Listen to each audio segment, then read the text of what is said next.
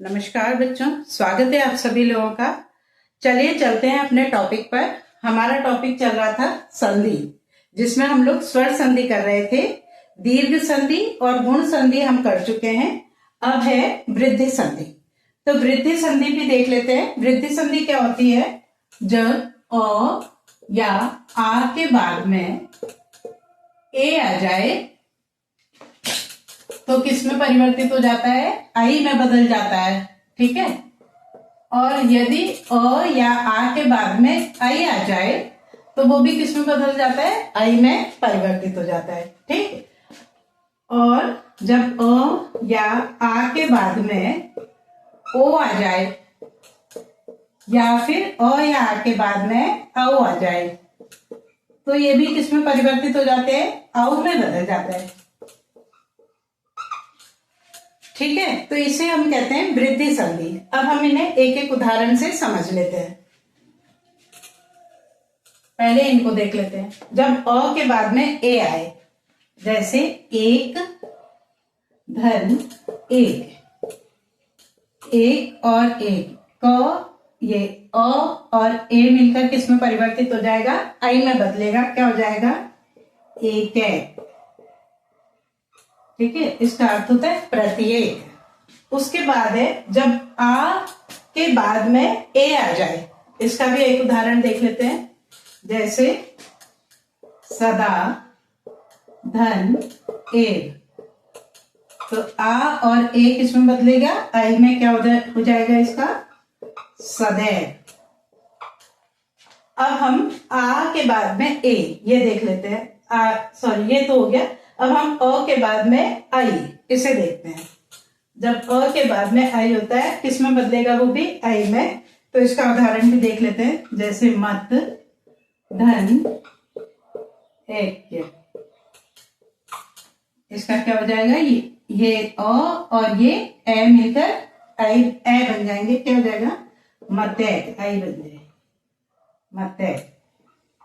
ठीक है। अब आ में आई जुड़ेगा तो वो भी आई में ही परिवर्तित होगा। इसका भी उदाहरण देखें।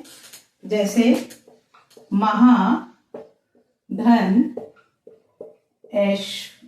ऐश्वर्य।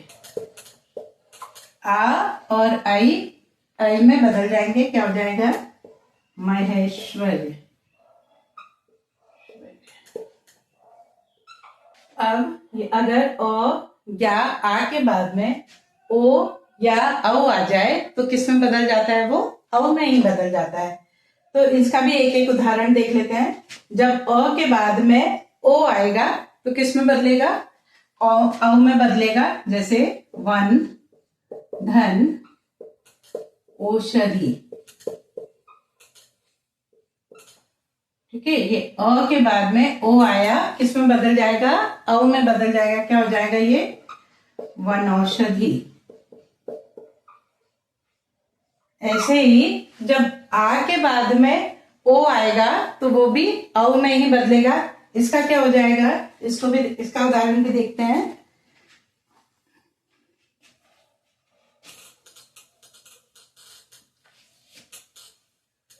महाधन ओज। क्या हो जाएगा? ये महोज। महोज। ठीक है। अब है अगर अ के बाद में औ आए तो क्या रहेगा? औ हो जाएगा। इसका उदाहरण देखते हैं हम लोग एक एक। जब अ के बाद में औ आए, जैसे परम धन औषध। क्या हो जाएगा? ये परमौषध। ठीक है। अब अगर आ के बाद में औ आए तो वो भी औ हो जाता है। इसका उदाहरण भी देखते हैं। महाधन औदार्य। इसका क्या हो जाएगा? आ के बाद में जब औ आता है, किसमें परिवर्तित हो जाएगा? औ में। तो क्या हो जाएगा? महोदार्य। तो ये तो हो गई वृद्धि संधि। अब है यण संधि। यण संधि में क्या होता है? अगर ई या ई के बाद में कोई भिन्न स्वर आ जाए तो ई किसमें परिवर्तित हो जाता है? य में बदल जाता है। ऐसे ही उ या ऊ के बाद में कोई भिन्न स्वर आ जाता है तो उ व में बदल जाता है। और री के बाद में कोई भिन्न स्वर आ जाए तो री र में परिवर्तित हो जाता है। ठीक है, जैसे अगर ई के बाद में अ आ जाए, अ स्वर आ जाए, तो ई और अ मिलकर क्या हो जाते हैं? य बन जाते हैं। ठीक, अगर ई के बाद में आ जाए तो ये या बन जाएगा। ऐसे ही ई के बाद में ई हो या बड़ी ई हो, ठीक है, दोनों में अगर ई के बाद में ए स्वर आ गया तो ये हो जाएगा। ई के बाद में ऊ आ जाए तो वो यू हो जाएगा। तो तो जो भी स्वर आएगा उस स्वर की मात्रा य में लग जाएगी। ठीक है, चलो इसका उदाहरण देख लेते हैं। जैसे अति, धन, अधिक। अति, इसका आखिरी वर्ण क्या है? तो में ई की मात्रा, छोटी ई की मात्रा लगी है, तो आखिरी वर्ण क्या है? ई, और पहला वर्ण इसका क्या है? अ। तो ई और अ जुड़ गए तो किसमें परिवर्तित हो जाएंगे? य में। तो ये क्या हो जाएगा? अत्यधिक। ठीक है, ऐसे ही अगर ई के बाद में आ जाएगा तो वो या में परिवर्तित हो जाएगा। इसका उदाहरण भी देख लेते हैं। जैसे अति, धन, आचार। तो ये क्या बन जाएगा? अत्याचार। तो क्या हो रहा है? ई के बाद में जो भी स्वर आ रहा है उस स्वर की मात्रा हम य में लगा देंगे। ठीक है, ऐसे ही देखो, जैसे नदी, धन, ऐश्वर्य। तो बड़ी ई के बाद क्या आ रहा है? ए। तो ई और ए किस में परिवर्तित हो जाएंगे? य में। क्या हो जाएगा ये? नत्यश्वर। ठीक है, ऐसे ही जैसे प्रति, धन, उपकार। यहां पर ई में ऊ की मात्रा जुड़ेगी तो क्या हो जाएगा? यू बन जाएगा। देखिए, प्रत्युपकार। तो समझ में आया क्या हो रहा है? ई के बाद में जो भी स्वर आ रहा है उसकी मात्रा य में लग जाएगी तो ये उसी के अनुसार परिवर्तित हो जाएगा। ई क्या बन जाएगा? ई के बाद में अगर भिन्न स्वर आएगा तो ई क्या बन जाएगा?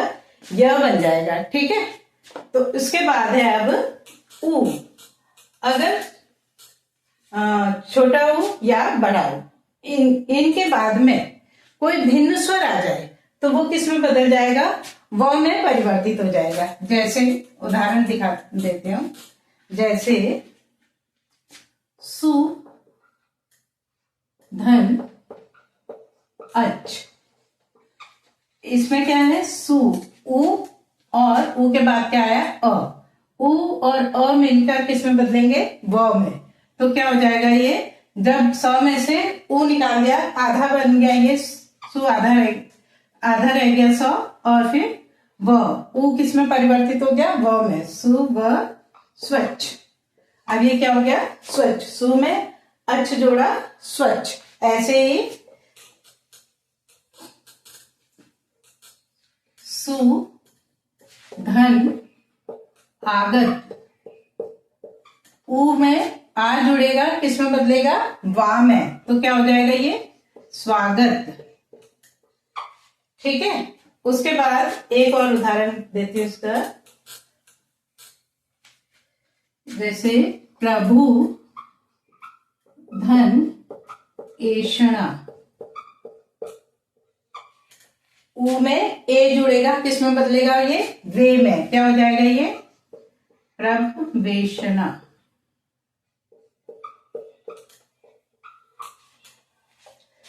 तो ठीक है, ये समझ में आ गया होगा आपको। अब है री।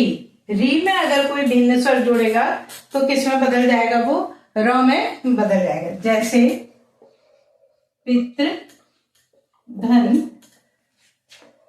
अनुमति, पितृधन अनुमति। अब ये री में और जुड़ेगा, किस में बदलेगा? रौ में। क्या हो जाएगा ये?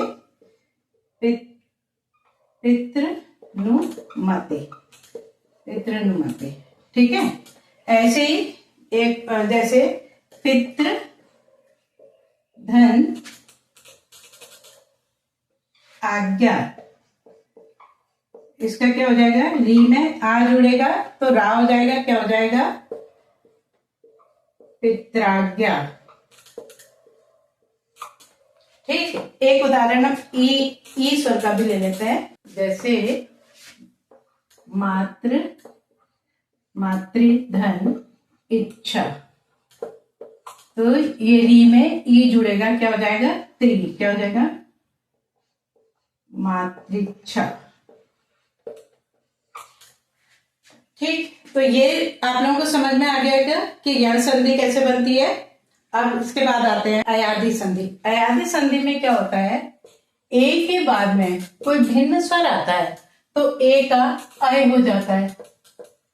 ऐसे ही ऐ के बाद में कोई भिन्न स्वर आता है तो ऐ का आय हो जाता है। ओ के बाद में कोई भिन्न स्वर आता है तो ओ का अव हो जाता है। और औ के बाद में कोई भिन्न स्वर आता है तो औ का आव हो जाता है।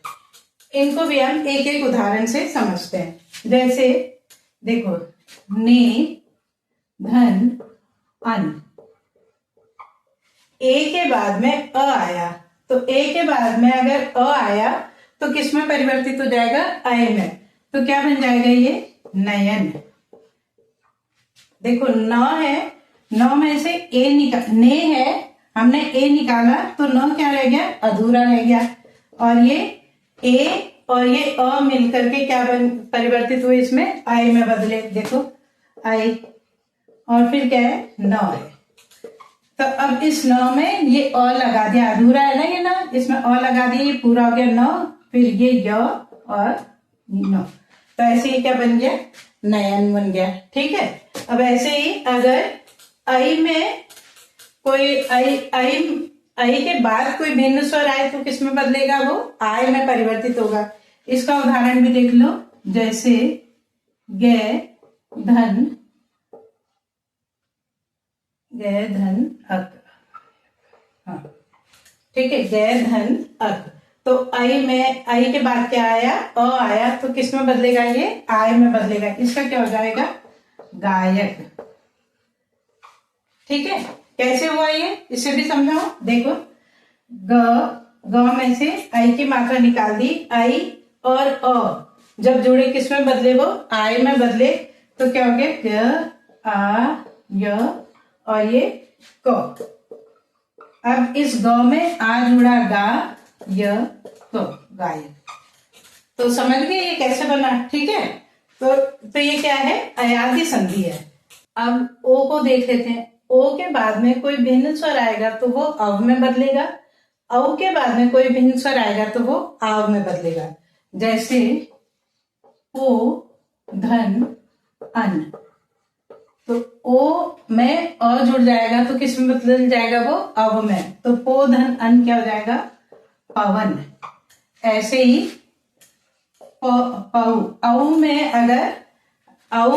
अगर कोई भिन्न स्वर जुड़ेगा तो किस में बदलेगा? आव में। तो पौ धन अन, ये किस में बदल जाएगा? पावन। ठीक है। ऐसे ही पो धन इत्र। ओ में ई स्वर जुड़ गया, क्या हो जाएगा? पवित्र। तो ये क्या है? अयादि संधि। तो उम्मीद करती हूँ आपको ये स्वर संधि सब समझ में आ गई होगी। आज हमारा स्वर संधि कंप्लीट होता है, इसके बाद हम करेंगे व्यंजन संधि।